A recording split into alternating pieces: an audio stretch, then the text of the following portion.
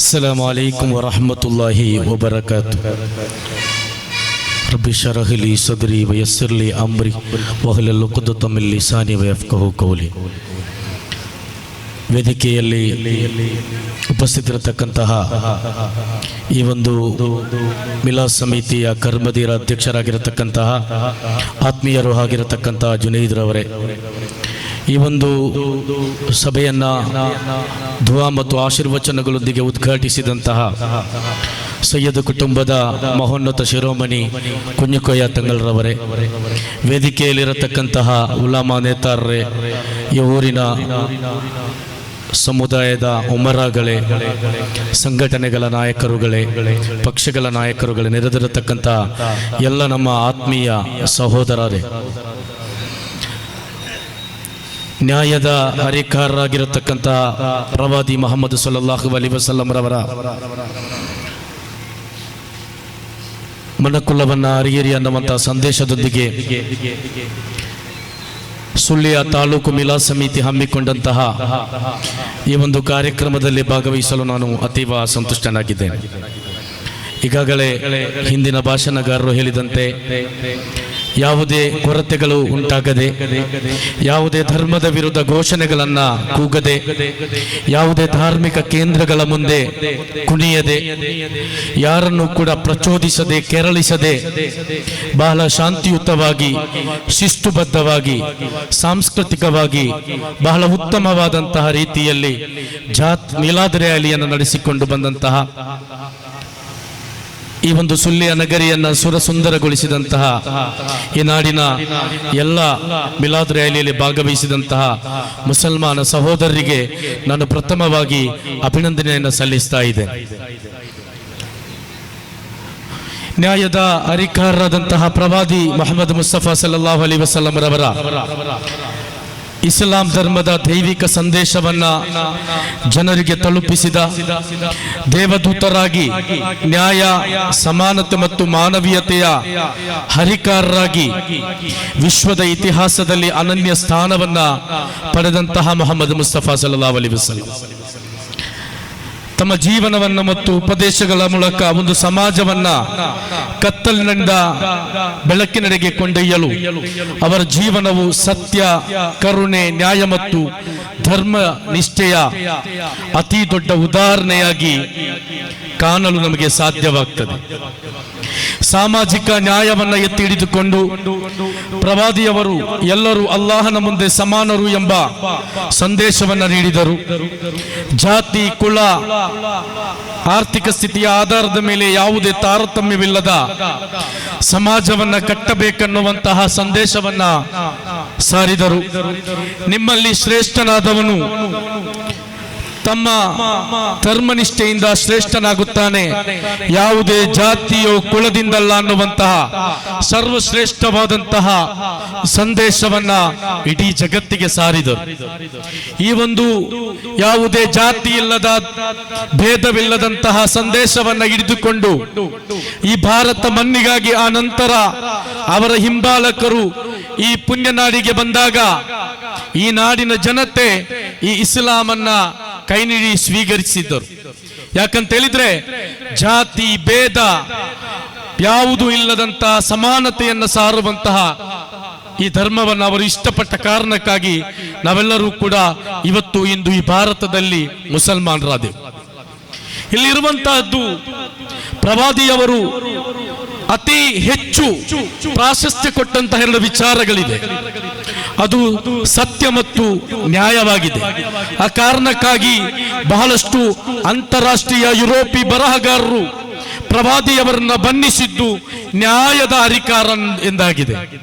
ಬಹಳಷ್ಟು ಮಹಿಳಾ ನ್ಯಾಯದ ಪರವಾಗಿ ಮಾತನಾಡುವಂತ ಫೆಮಿನಿಸ್ಟ್ಗಳು ಕೂಡ ಪ್ರವಾದಿಯವರನ್ನ ಇಂದಿಗೂ ಕೂಡ ಕರೆಯುವಂತಹದ್ದು ನ್ಯಾಯದ ಹರಿಕಾರ ಮತ್ತು ಸಮಾನತೆಯ ಹರಿಕಾರ ಎಂದಾಗಿದೆ. ಹಾಗಾಗಿ ಇಸ್ಲಾಂ ಸತ್ಯ ಮತ್ತು ನ್ಯಾಯವನ್ನ ಪ್ರತಿ ಸಂದರ್ಭದಲ್ಲೂ ಕೂಡ ಎತ್ತಿ ಹಿಡಿಯುತ್ತದೆ. ಕುರ್ಆನ್ ಕೂಡ ಹೇಳುವಂತಹದ್ದು, ನೀವು ಅಲ್ಲಾಹನಿಗಾಗಿ ನ್ಯಾಯದೊಂದಿಗೆ ದೃಢವಾಗಿರಿ ಎಂದಾಗಿದೆ. ನ್ಯಾಯವನ್ನ ಮಾತನಾಡಿರಿ ಎಂದಾಗಿದೆ. ನೀವು ಅನ್ಯಾಯಕ್ಕೆ ಸಾಕ್ಷಿಯಾಗಬೇಡಿರಿ ಎಂದಾಗಿದೆ. ಅನ್ಯಾಯಕ್ಕೆ ಸಾಕ್ಷಿಯಾಗಬೇಡಿರಿ ಎಂದು ಇಸ್ಲಾಂ ಮತ್ತೆ ಮತ್ತೆ ಹೇಳುವಾಗ ಇಸ್ಲಾಂ ನೀಡುವಂತಹ ಅತಿ ಉತ್ತಮವಾದಂತಹ ಸಂದೇಶ, ಪ್ರವಾದಿಯವರು ನೀಡುವಂತಹ ಅತಿ ಉತ್ತಮವಾದಂತಹ ಸಂದೇಶವೇನಂತ ಹೇಳಿದ್ರೆ, ನೀವು ನ್ಯಾಯಕ್ಕೆ ಸಾಕ್ಷಿಯಾಗಬೇಡಿರಿ, ನೀವು ನ್ಯಾಯಕ್ಕೆ ಸಾಕ್ಷಿಯಾಗಿರಿ, ನೀವು ಅನ್ಯಾಯವನ್ನ ಒಪ್ಪಬೇಡಿರಿ, ಅನ್ಯಾಯಕ್ಕೆ ಸಾಕ್ಷಿಯಾಗಬೇಡಿರಿ ಎಂದಾಗಿದೆ.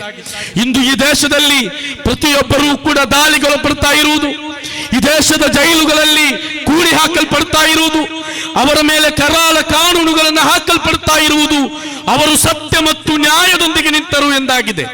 ಇಲ್ಲಿರುವಂತಹ ದೆಹಲಿ ಯೂನಿವರ್ಸಿಟಿಯ ವಿದ್ಯಾರ್ಥಿಗಳಿಂದ ಹಿಡಿದು, ದೆಹಲಿ ಯೂನಿವರ್ಸಿಟಿಗಳ ದೊಡ್ಡ ದೊಡ್ಡ ಯೂನಿವರ್ಸಿಟಿಗಳ ಪ್ರೊಫೆಸರ್ಗಳಿಂದ ಹಿಡಿದು, ಚಿಂತಕರಿಂದ ಹಿಡಿದು, ಮಾನವ ಹಕ್ಕು ಹೋರಾಟಗಾರರಿಂದ ಹಿಡಿದು, ಈ ದೇಶದಲ್ಲಿ ಯಾರೆಲ್ಲ ನ್ಯಾಯಕ್ಕಾಗಿ ಮಾತಾಡಿದ್ರು, ಯಾರೆಲ್ಲ ಹಕ್ಕುಗಳಿಗಾಗಿ ಮಾತಾಡಿದ್ರು, ಅವರನ್ನ ಬೇಟೆಯಾಡಲ್ಪಡುತ್ತಾ ಇರುವಂತಹ ಒಂದು ಕಾಲದಲ್ಲಿದ್ದೇವೆ. ಈ ವೇದಿಕೆಗೆ ಇಂದಿನ ಕೇಂದ್ರ ಬಿಂದುವಾಗಿರತಕ್ಕಂತಹ ನಾನು ಬಹಳ ಹೆಚ್ಚು ಇಷ್ಟಪಡುವಂತಹ ಕೆಲವು ಪ್ರಭಾಷಣಗಾರರಲ್ಲಿ ಒಬ್ಬರಾದಂತಹ, ನಿರಂತರವಾಗಿ ಕೇರಳ ಮತ್ತು ಕರ್ನಾಟಕದ ಹಲವು ವೇದಿಕೆಗಳಲ್ಲಿ ನ್ಯಾಯದ ಪರ ಮಾತಾಡುವಂತಹ ನವಾಜ್ ಮನ್ನಾನಿ ಅವರು ಆಗಮಿಸಿದ್ದಾರೆ. ಅವರನ್ನು ನಾನು ಈ ಪ್ರಭಾಷಣದ ಮಧ್ಯದಲ್ಲಿ ನಾನು ಅವರನ್ನು ಸ್ವಾಗತಿಸ್ತಾ ಇದ್ದೇನೆ. ಹಾಗಾಗಿ ಈ ಪ್ರವಾದಿ ಈ ದೇಶದಲ್ಲಿ ಅತಿ ಹೆಚ್ಚು ಬೇಟೆಯಾಡಲ್ಪಡ್ತಾ ಇರುವಂತದ್ದು ಸತ್ಯ ಮತ್ತು ನ್ಯಾಯವನ್ನ ಮಾತನಾಡಿದರು ಎನ್ನುವಂತಹ ಕಾರಣಕ್ಕಾಗಿ ಆಗಿದೆ. ತೆಲ್ತುಂಬ್ಡೆ ಅನ್ನುವಂತಹ ಹೋರಾಟಗಾರ, ಒಬ್ಬ ಪಾದ್ರಿ ಈ ದೇಶದಲ್ಲಿ ಜೈಲಿಗೆ ಹೋಗಿರುವಂತಹದ್ದು ನ್ಯಾಯವನ್ನು ಮಾತಾಡಿದ್ರು ಅನ್ನುವಂತಹ ಕಾರಣಕ್ಕಾಗಿ ಆಗಿದೆ. ಹಾಗಾಗಿ ಪ್ರವಾದಿಯವರು ಬಹಳ ಸ್ಪಷ್ಟವಾಗಿ ಹೇಳಿದ್ರು, ನೀವು ಸತ್ಯವನ್ನ ಮಾತಾಡುವಾಗ, ನೀವು ನ್ಯಾಯದ ಕುರಿತು ದೃಢರಾಗಿ ಮುಂದುವರಿಯುವಾಗ, ನೀವು ಸತ್ಯದ ಮಾರ್ಗದಲ್ಲಿ ಹೋಗುವಾಗ ನೀವು ಬೇಟೆಯಾಡಲ್ಪಡಬಹುದು, ನಿಮ್ಮ ಮೇಲೆ ದಬ್ಬಾಳಿಕೆಗಳಾಗಬಹುದು, ನಿಮ್ಮನ್ನ ಊರುಗಳಿಂದ ಹೊರದಬ್ಬಲ್ಪಡಬಹುದು, ನಿಮ್ಮ ಮೇಲೆ ದೌರ್ಜನ್ಯಗಳಾಗಬಹುದು. ಅಂತಹ ಸಂದರ್ಭದಲ್ಲಿ ಯಾರು ನ್ಯಾಯಕ್ಕಾಗಿ ನೆಲೆ ನಿಲ್ತಾನೋ ಅವನು ಖಂಡಿತವಾಗಿಯೂ ವಿಜಯಿಯಾಗುತ್ತಾನೆ ಎನ್ನುವುದಾಗಿದೆ ಪ್ರವಾದಿಯವರು ಕೊಡುವಂತಹ ಅತಿ ದೊಡ್ಡ ಸಂದೇಶ. ಇಂತಹ ಸಂದೇಶಗಳನ್ನ ಅತಿ ಹೆಚ್ಚು ಮಾತನಾಡಬೇಕಾದಂತಹ ಕಾಲಘಟ್ಟಗಳಲ್ಲಿ ನಾವು ನಿಂತಿದ್ದೇವೆ.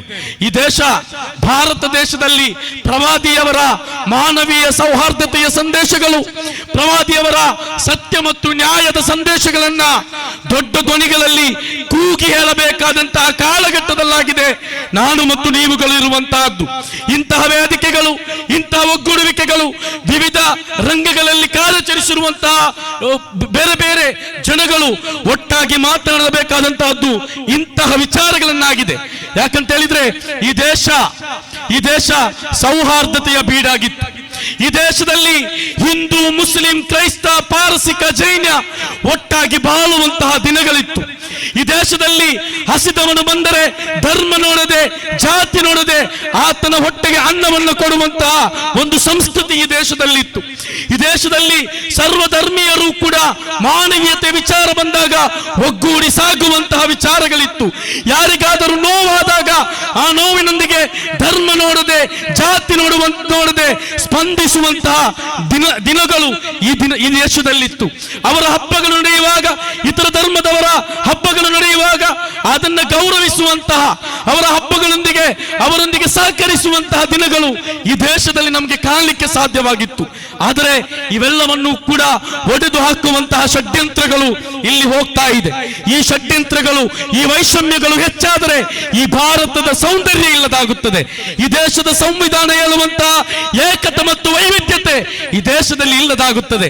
ಇದನ್ನು ಇಲ್ಲದಾಗಿಸುವಂತಹ ಪ್ರಯತ್ನಗಳು ನಿರಂತರವಾಗಿ ಇಲ್ಲಿ ಆಳುವ ವರ್ಗದ ವ್ಯವಸ್ಥಿತವಾದಂತಹ ಪಿತೂರಿಯಿಂದಲೂ ಕೂಡ ನಡೆಯುವಾಗ ನಾವೆಲ್ಲರೂ ಕೂಡ ಇಲ್ಲಿ ಒಟ್ಟಾಗಿ ಹೋಗಬೇಕಾದಂತಹ ಅನಿವಾರ್ಯವಾದಂತಹ ಕಾಲಘಟ್ಟದಲ್ಲಿದ್ದಾರೆ. ಇತ್ತೀಚಿನ ಸಂದರ್ಭದಲ್ಲಿ ಎಪಿ ಉಸ್ತಾದ್ರಂತವರು, ಜಿಫ್ರಿ ತಂಗಲ್ರಂತವರು ನಮಗೆ ಮಾದರಿಯಾಗುವಂತಹದ್ದು ಈ ಕಾರಣಕ್ಕಾಗಿ ಆಗಿದೆ. ಯಾವುದೋ ಒಂದು ಧರ್ಮದ ಹೆಣ್ಣನ್ನ ಯಾವುದೋ ಒಂದು ದೇಶದಲ್ಲಿ ಗಲ್ಲಿಗೇರಿಸುವಾಗ ಇಲ್ಲಿರುವಂತಹ ಒಬ್ಬ ಮುಸಲ್ಮಾನ ಪಂಡಿತ ಆ ಕುರಿತು ಮಾತನಾಡ್ತಾರೆ ಅಂತ ಹೇಳಿದ್ರೆ ಇದು ಇಸ್ಲಾಂ ಕಲಿಸುವಂತಹ ಅತಿ ದೊಡ್ಡ ಸೌಹಾರ್ದತೆಯ ಸಂದೇಶವನ್ನಾಗಿದೆ ಹೇಳಿಕೊಡುವಂತಹದ್ದು. ಈ ಕಾಲಘಟ್ಟದಲ್ಲಿ ನಾವು ಈ ರೀತಿಯ ಸೌಹಾರ್ದತೆಯನ್ನು ಹೇಳಿಕೊಡುವಾಗಲೂ ಕೂಡ ಎಲ್ಲೋ ಒಂದು ಕಡೆ ಯಾರು ಈ ಸೌಹಾರ್ದತೆಯನ್ನು ಕೆಡಿಸ್ತಾ ಇದ್ದಾರೋ, ಯಾರು ಈ ದೇಶದಲ್ಲಿ ನಿರಂತರವಾಗಿ ನಮ್ಮ ನಡುವೆ ವೈಷಮ್ಯವನ್ನು ಬಿತ್ತುತ್ತಾ ಇದ್ದಾರೋ ಅವರ ವಿರುದ್ಧ ಎಲ್ಲೋ ಒಂದು ಕಡೆ ಮಾತನಾಡಲು, ಎಲ್ಲೋ ಒಂದು ಕಡೆ ಅದನ್ನ ಪ್ರಶ್ನೆ ಮಾಡಲು ಹಿಂಜರಿಯುವುದು ನಮಗೆ ಕಾಣಲು ಸಾಧ್ಯವಾಗ್ತಾ ಇದೆ. ನಾನು ಹೇಳ್ತಾ ಇರುವಂತಹದ್ದು ನನ್ನ ಮಾತಿಗೆ ಕಿವಿಯಾಗುವಂತಹ ಎಲ್ಲಾ ಧರ್ಮದ ಸರ್ವಧರ್ಮದ ನನ್ನ ಆತ್ಮೀಯ ನಾಗರಿಕ ಬಂಧುಗಳೊಂದಿಗಾಗಿದೆ. ನಾವು ನೀವುಗಳು ಕೂಡ ಒಟ್ಟಾಗಿ ಬಾಳುತ್ತಿದ್ದಂತಹ ಉತ್ತಮವಾದಂತಹ ಗತವೈಭವಗಳು, ಉತ್ತಮವಾದಂತಹ ದಿನಗಳು ಈ ನಾಡಲ್ಲಿತ್ತು. ನಾವು ನೀವು ಕೈ ಹಿಡಿದು ನಡೆದಾಡಿದಂತಹ ದಿನಗಳಿತ್ತು. ನಾವು ನೀನು ಕಷ್ಟ ದುಃಖಗಳಲ್ಲಿ ಒಟ್ಟಾಗಿ ಹೋದಂತಹ ದಿನಗಳು ಈ ದೇಶದಲ್ಲಿತ್ತು. ಅದನ್ನು ಒಡೆಯುವಂತಹ ಷಡ್ಯಂತ್ರದ ವಿರುದ್ಧ ನೀವು ಅದನ್ನು ಸೋಲಿಸಲು ಒಟ್ಟಾಗಬೇಕಾಗಿದೆ. ಈ ದೇಶ ಅನ್ನುವಂತಹದ್ದು ಯಾರಪ್ಪನ ಸೊತ್ತಲ್ಲ, ಈ ದೇಶ ಭಾರತೀಯರದ್ದು ಅನ್ನುವುದನ್ನ ನಾವು ಎತ್ತಿ ಎತ್ತಿ ಮತ್ತೆ ಹೇಳಬೇಕಾಗಿದೆ. ಇದನ್ನು ಹೇಳಬೇಕಾದರೆ ನಾವೆಲ್ಲರೂ ಕೂಡ ಒಟ್ಟಾಗಿ ಬದುಕುವಂತಹ ಮತ್ತೊಂದು ವಾತಾವರಣವನ್ನ ಈ ದೇಶದಲ್ಲಿ ನಿರ್ಮಾಣ ಮಾಡಬೇಕಾಗಿದೆ. ಈ ದೇಶದಲ್ಲಿ ನಾವು ಒಟ್ಟಾಗದೆ ಹೋದರೆ ನಮ್ಮ ಮಕ್ಕಳ ಭವಿಷ್ಯ ಇನ್ನಷ್ಟು ದುರಂತಮಯವಾದಂತಹ ದಿನಗಳಿಗೆ ಕಾಲಿಡಬಹುದು ಅನ್ನುವುದನ್ನ ನಾವು ಅರ್ಥ ಮಾಡಿಕೊಳ್ಳಬೇಕಾಗಿದೆ. ಇತ್ತೀಚಿನ ದಿನಗಳಲ್ಲಿ ನಮ್ಮದೇ ರಾಜ್ಯದಲ್ಲಿ ಒಂದು ಘಟನೆ ನಡೆಯಿತು. ಬಹಳ ಬೇಸರ ಇದೆ. ಈ ಘಟನೆಯಲ್ಲಿ ಗಣೇಶೋತ್ಸವ ನಡೆಯುವಾಗ ಯಾವುದೋ ಒಂದು ಅಹಿತಕರ ಘಟನೆ ನಡೆಯಿತು. ಹಿಂದೆಯೂ ಕೂಡ ಇಂತಹ ಘಟನೆಗಳು ನಡೆಯುತ್ತಾ ಇತ್ತು. ಆದ್ರೆ ಅಲ್ಲಿರುವಂತಹ ಹಿರಿಯರು, ಎರಡೂ ಧರ್ಮಗಳ ನಡುವಿನ ಹಿರಿಯರು ಒಟ್ಟಾಗಿ ಕೂತು ಅದನ್ನ ಶಾಂತಿಯುತವಾಗಿ ಮುಗಿಸ್ತಾ ಇದ್ರು. ಆದ್ರೆ ಇವತ್ತಿಲ್ಲಿ ಏನಾಗ್ತಾ ಇದೆ ಅಂತ ಹೇಳಿದ್ರೆ, ಇಂತಹ ಸಂದರ್ಭದಲ್ಲಿ ಇದನ್ನು ಕೆಡಿಸಲಿಕ್ಕೆ, ಇನ್ನಷ್ಟು ಹಿಂಸಾಚಾರಗಳಿಗೆ ಪ್ರಚೋದನೆಯನ್ನು ನೀಡಿಸಲಿಕ್ಕೆ, ಅಲ್ಲಿ ಶಾಂತಿಯ ಭಂಗವನ್ನು ಮಾಡಲಿಕ್ಕೆ ಕೆಲವು ಪ್ರಚೋದನೆ ಮಾಡುವಂತಹ ನಾಯಕರುಗಳು ಬಂದು ಅಲ್ಲಿ ಇನ್ನಷ್ಟು ತುಪ್ಪ ಸುರಿಯುವಂತಹ ಕೆಲಸಗಳು ನಡೆಯುತ್ತಾ ಇದೆ. ಇದರ ವಿರುದ್ಧ ಯಾರು ಮಾತನಾಡಬೇಕು, ಯಾರು ಕ್ರಮ ಕೈಗೊಳ್ಳಬೇಕು ಅಂತವರು ಕ್ರಮ ಕೈಗೊಳ್ಳದೆ ಇರುವುದಾಗಿದೆ. ಇದು ಇನ್ನಷ್ಟು ಹೆಚ್ಚಾಗಿ ನಡೆಯಲಿಕ್ಕಿರುವಂತಹ ಕಾರಣ. ಇದರ ವಿರುದ್ಧವಾಗಿ ಇಲ್ಲಿರುವಂತಹ ಸರ್ವ ಧರ್ಮದ ನಾಗರಿಕರು, ಸರ್ವ ಧರ್ಮದ ನೇತಾರರು, ಸರ್ವ ಧರ್ಮದ ಧರ್ಮಗುರುಗಳು ಮಾತನಾಡಲು ಮುಂದಾಗಬೇಕು. ಯಾರೋ ಒಬ್ಬ ತಲೆಹಿಡುಕ ಸಮಾಜದಲ್ಲಿ ಶಾಂತಿಯನ್ನು ಕೆಡಿಸಲಿಕ್ಕೆ ಯಾವುದೋ ಒಂದು ಕಲ್ಲು ತೂರಾಟ ನಡೆಸಿದ ಅನ್ನಂತ ಕಾರಣಕ್ಕಾಗಿ ಯಾವುದೇ ಮನೆಗೆ ಬೆಂಕಿ ಬೀಳಬಾರದು, ಯಾವುದೇ ಮನೆಯ ಅಮಾಯಕ ಯುವಕರು ಜೈಲಿಗೆ ಹೋಗಬಾರದು, ಯಾವುದೋ ಮಕ್ಕಳ ತಂದೆ ಜೈಲಲ್ಲಿ ಕೊಳೆಯುವಂತೆ ಆಗಬಾರದು, ಯಾವುದೋ ದಿನದಲ್ಲಿ ದುಡಿದು ಬದುಕುವವನ ಅಂಗಡಿಗೆ ಬೆಂಕಿ ಬೀಳಬಾರದು. ಇದು ಆಗಬಾರದು ಅಂತ ಹೇಳಿದ್ರೆ ಹಿಂದೂ, ಮುಸ್ಲಿಂ, ಕ್ರೈಸ್ತ ಎಲ್ಲರೂ ಕೂಡ ಇಂತಹ ಸಂದರ್ಭದಲ್ಲಿ ಎಲ್ಲರೂ ಕೂಡ ಒಟ್ಟಾಗಿ ಶಾಂತಿಯುತವಾಗಿ ನಡೆದಾಡುವಂತಹ ಒಂದು ವಾತಾವರಣವನ್ನು ನಿರ್ಮಿಸದೆ ಹೋದ್ರೆ ಖಂಡಿತವಾಗಿಯೂ ಈ ಭಾರತವಾಗಿ ಉಳಿಯುವುದಿಲ್ಲ ಅನ್ನುವುದನ್ನ ನಾವು ಅರ್ಥ ಮಾಡಬೇಕು. ಈ ದೇಶವನ್ನ ಕಟ್ಟಲಿಕ್ಕೆ ನಾವು ಬಹಳ ಕಷ್ಟಪಟ್ಟಿದ್ದೇವೆ. ಇಲ್ಲಿ ಈ ದೇಶವನ್ನ ಕಟ್ಟುವಾಗ ಸುಭಾಷ್ ಚಂದ್ರ ಬೋಸ್ರಂತವರು, ಈ ದೇಶವನ್ನ ಕಟ್ಟುವಾಗ ಭಗತ್ ಸಿಂಗ್ ರಂತವರು, ಮಹಾತ್ಮ ಗಾಂಧೀಜಿ ಅಂತವರು, ಟಿಪ್ಪು ಸುಲ್ತಾನ್ ರಂತವರು, ಹೈದರ್ ಅಲಿ ಅಂತವರು, ಅಶ್ಫಾಕುಲ್ಲಾ ಖಾನ್ ರಂತವರು ಜೀವವನ್ನ ನೀಡಿದ್ರು. ಆಗ ಅವರು ನೀವು ಮಾತ್ರ ಜೀವ ನೀಡಿ, ನಾವು ಜೀವ ನೀಡುವುದಿಲ್ಲ ಅಂತ ಹೇಳಿಲ್ಲ. ಇದು ನಮ್ಮ ದೇಶವಲ್ಲ, ನಾವು ಯಾಕೆ ಜೀವ ನೀಡಬೇಕಂತ ಕೂಡ ಹೇಳಿಲ್ಲ. ಇದು ನಮ್ಮ ದೇಶ, ನಾವು ಮಾತ್ರ ಜೀವ ನೀಡುತ್ತೇವೆ ಅಂತ ಕೂಡ ಹೇಳಿಲ್ಲ. ಅವರು ಒಟ್ಟಾಗಿ ಹೋರಾಟವನ್ನ ಮಾಡಿದ್ರು. ಆ ಹೋರಾಟವನ್ನ ಮಾಡಿದ ಕಾರಣಕ್ಕಾಗಿ ಬ್ರಿಟಿಷರು ಈ ದೇಶದಲ್ಲಿ ದಬ್ಬಾಳಿಕೆ ಮಾಡ್ತಾ ಇದ್ದಂತಹ, ಸರ್ವಾಧಿಕಾರ ಮಾಡ್ತಾ ಇದ್ದಂತಹ, ನಮ್ಮ ದೇಶವನ್ನ ಗುಲಾಮತ್ವಕ್ಕೆ ತಳ್ಳುತ್ತಾ ಇದ್ದಂತಹ ಬ್ರಿಟಿಷರ ವಿರುದ್ಧ ಹೋರಾಟವನ್ನ ಮಾಡಿ ಸ್ವಾತಂತ್ರ್ಯವನ್ನ ಗಳಿಸಲಿಕ್ಕೆ ಸಾಧ್ಯವಾಯಿತು. ಇವತ್ತು ಈ ದೇಶವನ್ನು ಒಡೆಯುವಂತಹ, ಈ ದೇಶದ ಸಂವಿಧಾನವನ್ನು ಇಲ್ಲದಾಗಿಸುವಂತಹ, ಈ ದೇಶದ ಸೌಹಾರ್ದತೆಯನ್ನು ಕೆಡಿಸುವಂತಹ, ಈ ದೇಶದಲ್ಲಿರುವಂತಹ ಶಾಂತಿಯನ್ನ, ಏಕತೆಯನ್ನ, ಭಾತೃತ್ವವನ್ನ, ಭಾವೈಕ್ಯತೆಯನ್ನ ಇಲ್ಲದಂತೆ ಮಾಡುವಂತಹ ಅತಿ ದೊಡ್ಡ ಷಡ್ಯಂತ್ರ ನಡೆಯುತ್ತಾ ಇದೆ.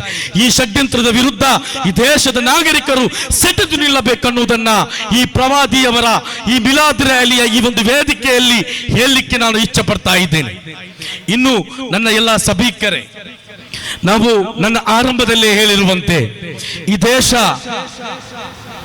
ದೇಶ ಬೇಟೆಯಾಡಲ್ಪಡುವ ದೇಶವಾಗ್ತಾ ಇದೆ ಅಂತೇಳಿ ನಾನು ಮಾತನ್ನು ಆರಂಭಿಸಿದೆ. ಇಂದಿಗೂ ಕೂಡ ಹಲವು ಜನರು ನ್ಯಾಯ ವಂಚಿತರಾಗಿ ಈ ದೇಶದ ಜೈಲುಗಳಲ್ಲಿ ಅಮಾಯಕರು ಕಂಬಿ ಎಣಿಸ್ತಾ ಇದ್ದಾರೆ. ಅವರಿಗಾಗಿ ಪ್ರಾರ್ಥಿಸುವಂತಹ ಮನಸ್ಸುಗಳು ನಿಮ್ಮದಾಗಬೇಕು. ಈ ಒಳ್ಳೊಳ್ಳೆಯ ಉತ್ತಮ ದಿನಗಳಲ್ಲಿ ನೀವು ಅವರ ವಿಮೋಚನೆಗಳಿಗಾಗಿ ಪ್ರಾರ್ಥನೆಯನ್ನ ಮಾಡಬೇಕು. ಈ ದೇಶಕ್ಕಾಗಿ, ಇಲ್ಲಿ ಈ ಜನಗಳಿಗಾಗಿ ನಿರಂತರವಾಗಿ ಹೋರಾಟಗಳನ್ನ ಮಾಡುವಂತ ಹಲವು ಮಂದಿಗಳನ್ನ ಈ ದೇಶದಲ್ಲಿ ಟಾರ್ಗೆಟ್ ಮಾಡಲಾಗ್ತಾ ಇದೆ. ಅಂತವರಿಗೂ ಕೂಡ ನಾವು ಅಂತವರ ಜೊತೆಗೂ ಕೂಡ ನಿಲ್ಲುವಂತಹ, ಅಂತವರು ಒಳ್ಳೆಯ ಕೆಲಸಗಳನ್ನ ಮಾಡಿದರೆ ಒಟ್ಟಾಗಿ ಅವರ ಜೊತೆ ಬೆನ್ನು ಕೊಟ್ಟು ನಿಲ್ಲುವಂತ ಕೆಲಸ ನಮ್ಮಿಂದ ಆಗಬೇಕು. ಅದೇ ರೀತಿಯಲ್ಲಿ ನಿಮ್ಮ ಊರುಗಳಲ್ಲಿ, ನಿಮ್ಮ ಕೇರಿಗಳಲ್ಲಿ, ನಿಮ್ಮ ಎಲ್ಲಾ ಕಡೆಗಳಲ್ಲಿ ನಾವೆಲ್ಲರೂ ಕೂಡ ಒಟ್ಟಾಗಿ ಸೌಹಾರ್ದತೆಯಿಂದ, ಸಹೋದರತ್ವದಿಂದ ಬಾಳುವಂತಹ ಒಂದು ವ್ಯವಸ್ಥೆಯನ್ನ ನೀವೆಲ್ಲರೂ ಕೂಡ ರೂಪಿಸಬೇಕು. ಅದೇ ರೀತಿ ನಮ್ಮ ಮುಂದಿನ ದಿನಗಳಲ್ಲಿ ಈ ರೀತಿಯ ಮಿಲಾದ್ ರ್ಯಾಲಿಗಳೇನಿದೆ, ಈ ರೀತಿಯ ಒಗ್ಗೂಡುವಿಕೆಗಳೇನಿದೆ, ಇದು ಕೇವಲ ಮಿಲಾದಿಗೆ ಮಾತ್ರ ಸೀಮಿತವಾಗದೆ ಅಗತ್ಯ ಬಂದಾಗ ಸತ್ಯ ಮತ್ತು ನ್ಯಾಯದೊಂದಿಗೆ ನಿಲ್ಲಬೇಕಾದಂತಹ ಸಂದರ್ಭದಲ್ಲೂ ಇಂತಹ ರ್ಯಾಲಿಗಳು ನಡೆಯಬೇಕು, ಇಂತಹ ಜನಗಳು ಸೇರಬೇಕು, ಇಂತಹ ಘೋಷಣೆಗಳು ಮೊಳಗಬೇಕು. ಯಾಕಂತ ಹೇಳಿದ್ರೆ ಪ್ರವಾದಿಯವರ ಚರ್ಯೆಯಾಗಿದೆ ಅನ್ಯಾಯ ನಡೆದಾಗ ಹೋರಾಟವನ್ನ ಮಾತಾಡುವಂತದ್ದು. ಈ ರಾಜನಾದವನು ಅಲ್ಲಿ ನೀತಿಯನ್ನು ಕೊಡುವುದಿಲ್ಲವೋ, ಅಕ್ರಮವನ್ನು ಎಸಗುತ್ತಾನೋ ಅಂತವರ ವಿರುದ್ಧ ಮಾತನಾಡಿ, ಅಂತವರ ವಿರುದ್ಧ ಹೋರಾಡಿ ಎಂದಾಗಿದೆ ಪ್ರವಾದಿಯವರ ಸಂದೇಶ. ಈ ಸಂದೇಶವನ್ನು ಒಳಗೊಳ್ಳದಂತಹ, ಈ ಸಂದೇಶವನ್ನು ಅನುಸರಿಸದೆ ನೀವು ಪ್ರವಾದಿಯ ರ್ಯಾಲಿಯನ್ನ ಮಾಡಿ ಪ್ರಯೋಜನ ಇಲ್ಲ, ನೀವು ಪ್ರವಾದಿಯ ಕಾರ್ಯಕ್ರಮವನ್ನ ಮಾಡಿ ಪ್ರಯೋಜನ ಇಲ್ಲ. ನೀವು ಪ್ರವಾದಿಯ ನೈಜ ವಾಹಕರಾಗಿದ್ದರೆ, ನೀವು ಪ್ರವಾದಿಯನ್ನ ಮೊಹಬ್ಬತ್ ಮಾಡುವವರಾಗಿದ್ದರೆ, ನೀವು ಪ್ರವಾದಿಯವರನ್ನ ಇಷ್ಟಪಡುವವರಾಗಿದ್ದರೆ, ಪ್ರವಾದಿಯ ಸಂದೇಶದ ಪ್ರತಿ ಒಂದು ಅಂಶಗಳು ಕೂಡ ನಿಮ್ಮ ಬದುಕಿನಲ್ಲಿ ಇರಬೇಕು. ನೀವು ಹೇಗೆ ನಮಾಜನ್ನ ಮಾಡ್ತೀರೋ, ನೀವು ಹೇಗೆ ಸಲಾತ್ಗಳನ್ನ ಮಾಡ್ತೀರೋ, ನೀವು ಹೇಗೆ ಸಲಾತ್ ಮಜಲಿಸ್ಗಳನ್ನು ಸಂಘಟಿಸ್ತೀರೋ, ಅದೇ ರೀತಿಯಲ್ಲಿ ಪ್ರವಾದಿ ಕಳುಹಿಸಿಕೊಟ್ಟಂತಹ ಇನ್ನೊಂದು ಮಾರ್ಗವಿದೆ. ನ್ಯಾಯಕ್ಕಾಗಿ ಹೋರಾಡಿ ಅನ್ನುವಂತಹ ಪ್ರವಾದಿಯವರು ತೋರಿಸಿಕೊಟ್ಟಂತಹ ಮಾರ್ಗವಿದೆ. ರಾಜನಾದವನು, ಅಧಿಕಾರದಲ್ಲಿದ್ದವನು ಅಕ್ರಮ ಎಸಗುವಾಗ ಅವನ ವಿರುದ್ಧ ಸೆಟೆದು ನಿಲ್ಲಿರಿ, ಅವನ ವಿರುದ್ಧ ಮಾತನಾಡಿರಿ ಅಂತ ಹೇಳಿದಂತಹ ಅತಿ ದೊಡ್ಡ ಪ್ರವಾದಿಯವರ ಸಂದೇಶವಿದೆ.